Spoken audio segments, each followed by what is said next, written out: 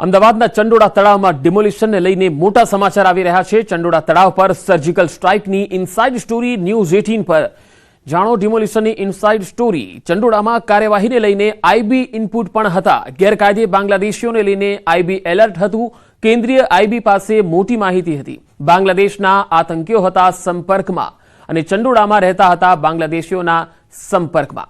આતંકી સંગઠનોએ સ્લીપર સેલને સક્રિય કર્યા હતા। ચંડોળામાં રહેતા કેટલાક બાંગ્લાદેશીઓની પણ ભૂમિકા છે। અમદાવાદ પોલીસે મોટો દાવો કર્યો છે।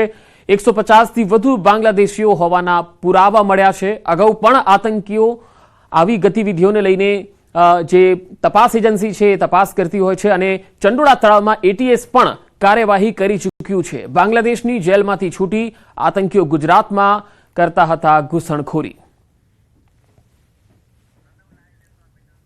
તો ચંડોળા તળાવમાં ડિમોલિશનને લઈને મોટા સમાચાર આવી રહ્યા છે। વધુ માહિતી મેળવીશું। સંવાદદાતા પ્રણવ પટેલ મારી સાથે જોડાયા છે।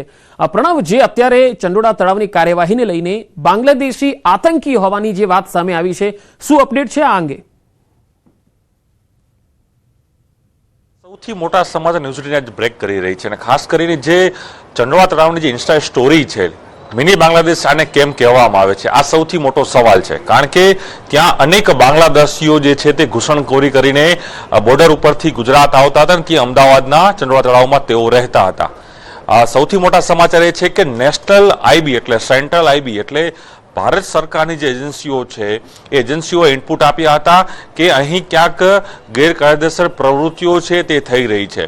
નેશનલ જે આઈબી છે, સેન્ટ્રલ આઈબી છે, સેન્ટ્રલ આઈબીની જે સંસ્થાઓ છે એ સંસ્થાઓએ ગુજરાતની પોલીસ, ગુજરાત સરકારને ઇનપુટ આપ્યા હતા કે જે રીતે બાંગ્લાદેશમાં જે તખ્તો પલટાયો છે, બાંગ્લાદેશમાં જે રીતે સરકારમાં જે પરિવર્તન આવ્યું છે તેના જ કારણે જે અનેક એવા જે પ્રતિબંધિત જે સંગઠનો છે, આતંકી સંગઠનો છે, તેના જે આકાઓ છે, જે આતંકવાદી જે લોકો છે, તે આતંકવાદીઓને જે ત્યાંની જે બાંગ્લાદેશ સરકારે છે તેઓને ત્યાંથી છોડી દીધા છે। એટલે એમાં જે નામ આવી રહ્યું છે એબીટી અને જીએમબી, આ જે આતંકી જે સંસ્થાઓ છે જે બાંગ્લાદેશમાં કાર્યરત છે, તેના અનેક એવા આતંકવાદી જે લોકો છે તે લોકોને તેની સરકારે છોડ્યા છે અને તેઓનો સીધો ટાર્ગેટ આજે એજન્સીનું નામ લીધા છે જે આતંકી સંગઠનો છે એબીટી અને જીએમબી, આ આતંકી સંગઠનો છે તેનો સીધો ટાર્ગેટ ભારત હતું। ભારતમાં પણ ગુજરાતનું, અમદાવાદનું આ ચંડોળા તળાવ,